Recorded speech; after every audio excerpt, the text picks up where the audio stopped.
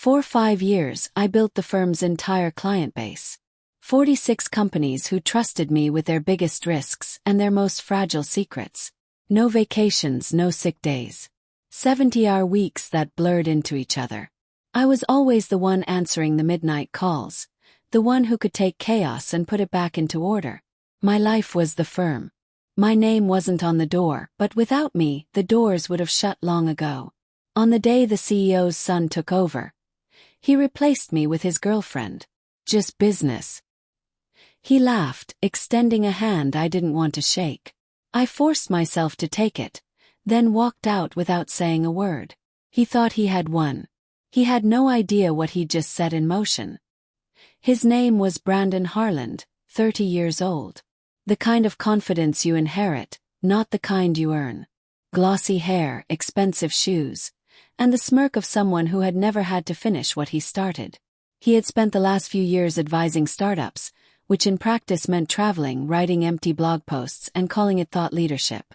The moment his father retired, the title executive director was handed to him like a birthday present. He redecorated almost instantly. The framed degrees and legal texts that once lined the shelves were packed away.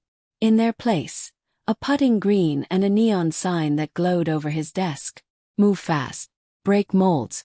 Cultural momentum, he told me when he called me in. We're rewarding people who bring energy. Is there an issue with the Morrison procurement deal? Asked calm as always. Or with the Elage refinancing? Both had taken months of my time and they were days from closing. It's not about details. He made a broad gesture toward the skyline. We need vibes. That was his word.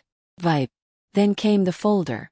A non-compete that wasn't worth the paper it was printed on. An NDA filled with vague threats and 3-month severance if I didn't make trouble. Beside him sat Maya, his girlfriend, who had been hired as a paralegal only a few weeks earlier. She smiled at me as if she'd just won a prize. I'll manage Tessa's transitions, she said. You can't manage what you don't understand, I replied. My voice stayed even. And you can't sign anything that requires a license. That's no longer your concern, Brandon said. He leaned back satisfied, like this was just another item on his to-do list. Then he added a word that still stung.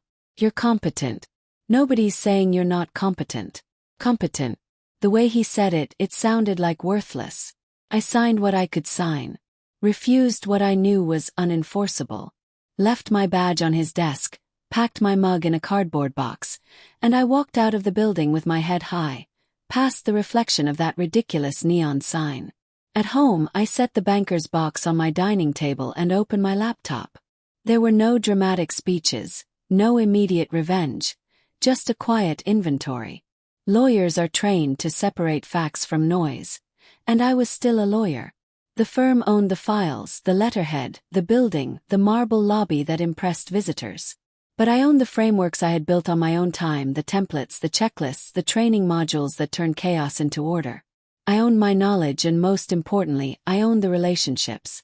46 clients whose loyalty had been earned through years of late nights, steady guidance, and trust. Trust doesn't belong to a firm.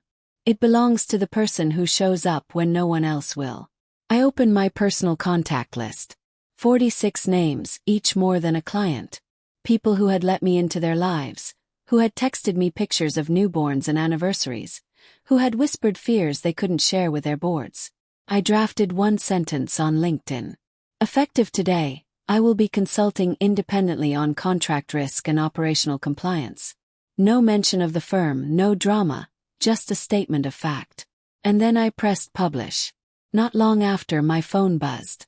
Tessa, just saw your update. Coffee tomorrow. Same cafe. Helena Cho, CFO of one of my earliest clients. I stared at the screen for a long moment.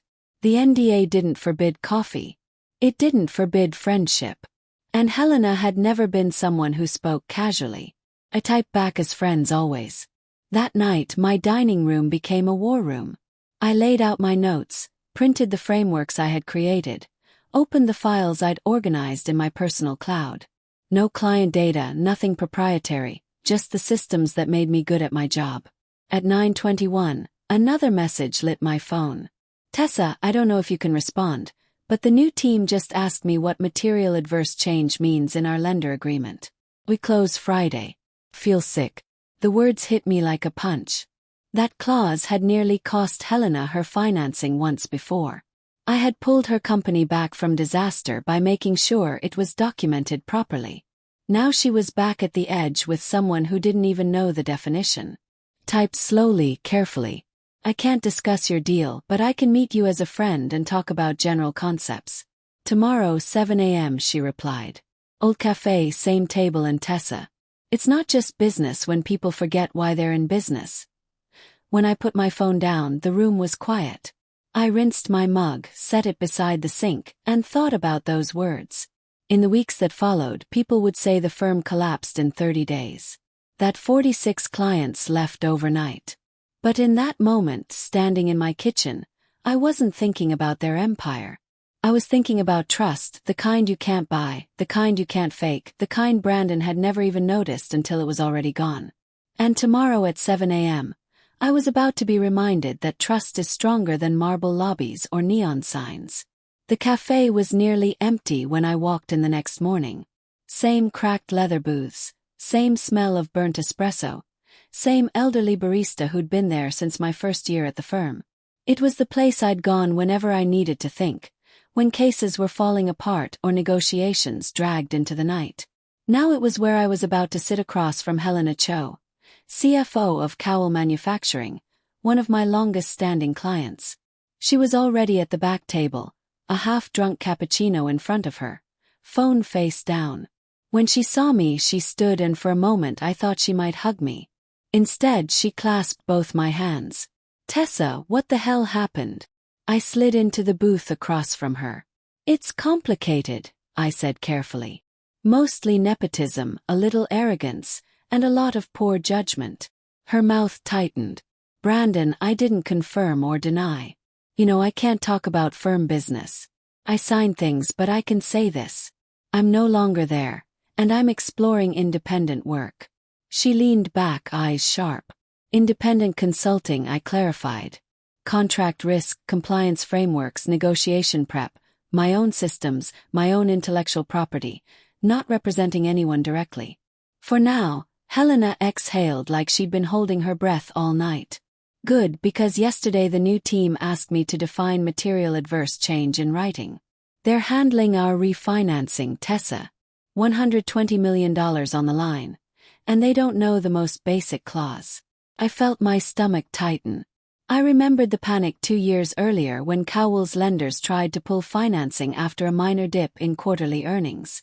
I had spent 3 straight days negotiating carve-outs and thresholds that saved their credit line. Without those terms, the company might not even exist today. I can't comment on your deal, I said slowly.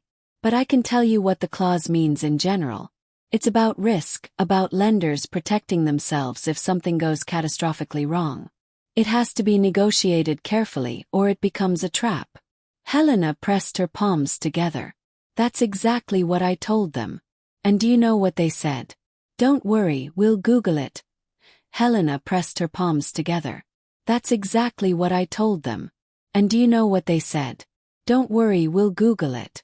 The barista set down 2 fresh coffees without being asked. I wrapped my hands around the warm mug. Helena, I wish I could help, but if I say too much, they'll drag me into court. You know how aggressive that family can be. I'm not asking you to break contracts, she said. I'm asking you to keep being who you've always been. The one person I can call when things get dangerous. I don't care if you're at Harland and Pierce or sitting in your kitchen. Trust you. Her words stung more than Brandon's dismissal the day before. Trust. That was the currency I had always valued most. It wasn't written into any contract, but it was what every client came to me for. Here's what I can do, I said. Finally. I'll build general frameworks, educational, not specific, regulatory updates, compliance alerts, explanations of concepts that are publicly available, no client names, no deal references. If people read them and realize something applies to their situation, that's on them. Not me. Helena smiled faintly. That's all I needed to hear. She slid her phone across the table. On the screen was a LinkedIn notification.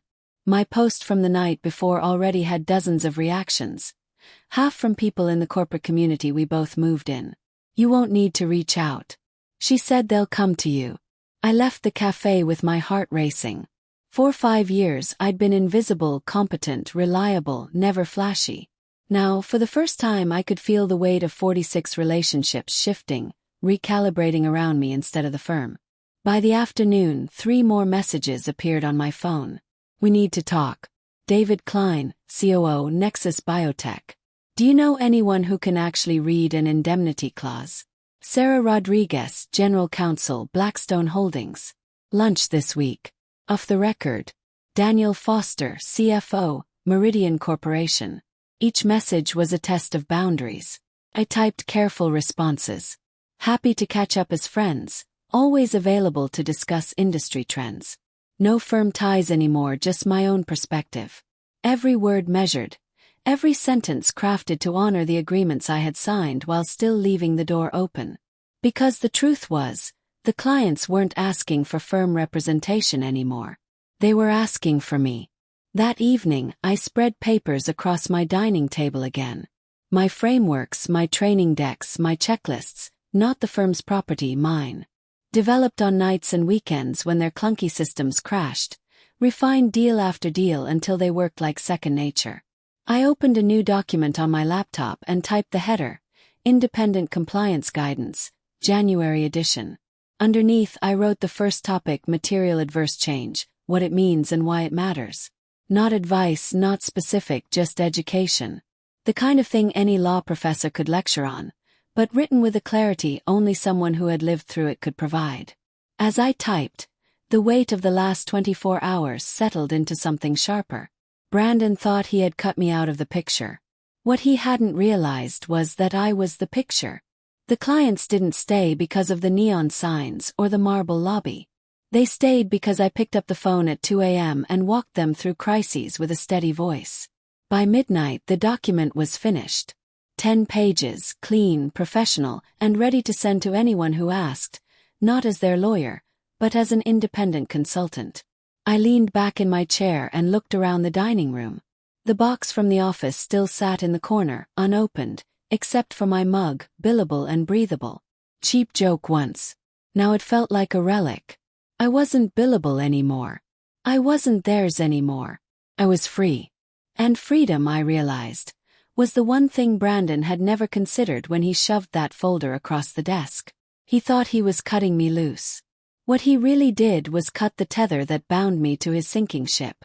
The phone buzzed again. Helena, this time with just 4 words. "Friday won't happen without you." Closed my eyes.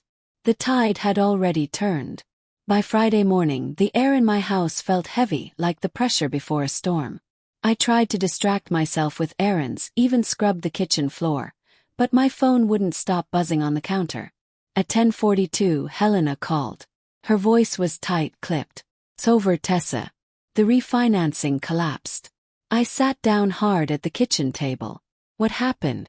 They missed the deadline for the lender's supplemental disclosures. Something about an electronic signature mismatch.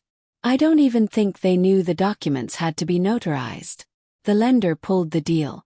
Her voice cracked. "Do you know what that means?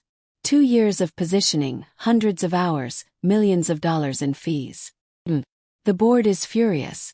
I rubbed my forehead, feeling the ache spread behind my eyes. "I'm so sorry, Helena." "Don't be sorry." Her words were sharp, but not at me. "Be ready.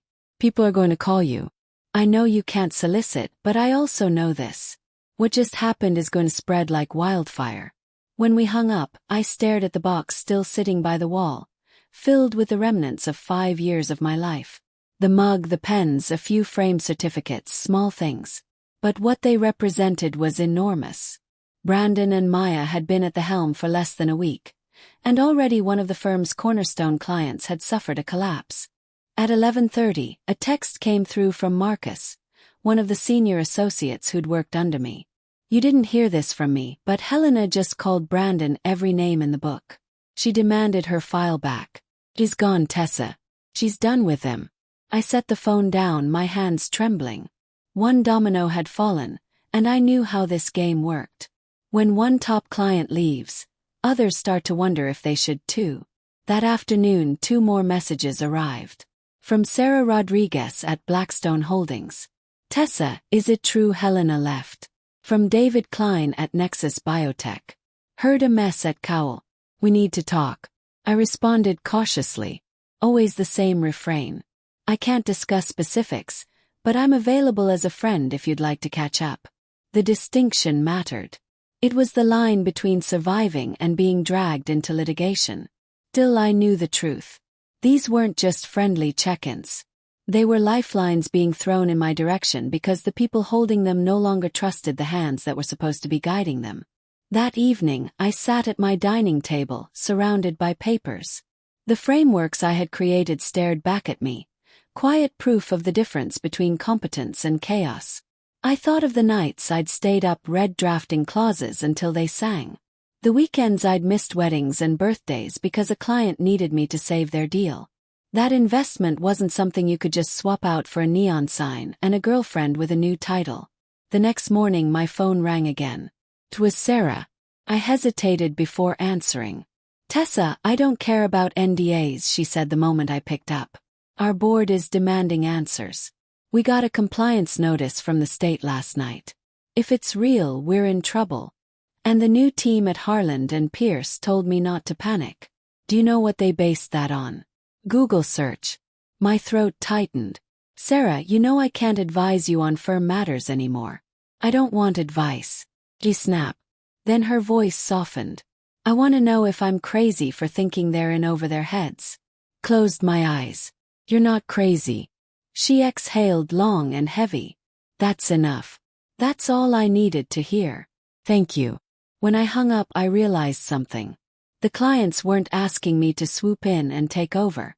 They were asking me to confirm what they already suspected, that they weren't safe where they were. And once a client stops feeling safe, it's only a matter of time before they move. By Monday morning, the cracks had widened. Helena's departure was already circulating in Houston's corporate circles. The whispers were growing louder. The new leadership was incompetent. Deals were failing. And the one person who had held everything together was gone. Marcus sent another text. Emergency meeting this morning. Brandon tried to reassure the team, but no one's buying it. Maya was in tears. I give it 2 weeks before everything unravels. I placed the phone face down on the table and leaned back in my chair. 4 years I had been invisible. My work taken for granted. Now, for the first time, I wasn't just visible. I was unavoidable. The first domino had fallen. The others were wobbling. And all I had to do was let gravity take care of the rest. 2 weeks later, the firm looked like a house with the foundation ripped out. From the outside it still stood. Marble lobby, brass plaques, glossy brochures, but inside everything was crumbling. I didn't have to guess. The calls and texts painted the picture for me. Sarah Rodriguez sent me a photo of a filing riddled with typos. This is what they submitted on our behalf. I can't let this continue. David Klein's voice shook when he called. They forgot to file an export compliance certificate. Do you know what the fines would have been if the regulator caught it? Millions, Tessa. Millions. And Marcus, steady Marcus, texted me late one night. 3 partners walked out today. Brandon screamed at everyone. Maya hasn't shown up in 2 days. Chaos. One by one the clients left. They didn't announce it, didn't make a scene. They just stopped returning Brandon's calls, stopped paying invoices, and quietly retained other firms. Some reached out to me, carefully phrased, always cautious. Do you have bandwidth for independent consulting, or could we meet to discuss frameworks? I never solicited, never crossed the line, but I answered every message. By the end of the month, the count was staggering. Out of 46 clients, 45 were gone. The last holdout was Thor Industries, run by Robert Thorne, a man who played golf with William Harland, Brandon's father. Loyalty, not competence, kept them tethered. I knew it couldn't last. On a Tuesday afternoon, my phone rang. Unknown number, Houston area code. I let it go to voicemail. A minute later, the transcript popped up. Miss Miles, this is Linda Cho, General Counsel for Thorne Industries. We need to meet today if possible. I stared at the message. Thorne was the last domino. If they left, the firm wasn't just weakened. It was finished. We met in a quiet conference room at a downtown hotel. Linda looked exhausted. We trusted them because of Robert's friendship with William, but Brandon's team drafted our supplier contracts last month. They missed an arbitration clause. Do you understand what that means for us? Yes, I said softly. It means you could be dragged into court instead of settling privately. Exposure costs delays. It's a nightmare. She nodded, eyes heavy. We can't afford to stay, but we also can't afford a public battle. Robert wants this handled quietly. I folded my hands on the table. Then you need to transition. Find a new firm that will protect you quickly. Her gaze sharpened. And who do you recommend? Question hung between us. I thought of all the times I'd been told I was competent, reliable, never flashy. And I realized this was my moment to prove that being competent was more than enough. I recommend myself, I said finally. Independent consulting. Contract risk, compliance, negotiation strategy. I'll work alongside whatever firm you retain. I won't replace them, but I'll make sure this never happens again. Linda studied me for a long time. Then she extended her hand. Consider yourself retained. That night, I sat at my dining table, contract signed, coffee cooling beside me. The war room I had built from scraps now felt like the headquarters of something real. At 8:15 Marcus called. It's over, he said. His voice was flat. Robert Thorne pulled his account today. That was the last client. Brandon's finished. Closed my eyes. 5 years of my life swallowed by arrogance in a single month. But it wasn't grief I felt, it was relief. The next morning, the Houston Business Journal ran the headline. Heron and Pierce loses entire client base in 30 days. The article cited nepotism, mismanagement, and lack of qualified leadership as causes. My name wasn't mentioned, but the subtext was obvious. The clients had followed the person they trusted, not the firm that betrayed her. Later that week, I met Helena again at the cafe. She raised her cup in a mock toast. 46 clients gone in 30 days. Do you realize what you did? I didn't do anything, I said quietly. They made their choices. No, Tessa, she said, leaning forward.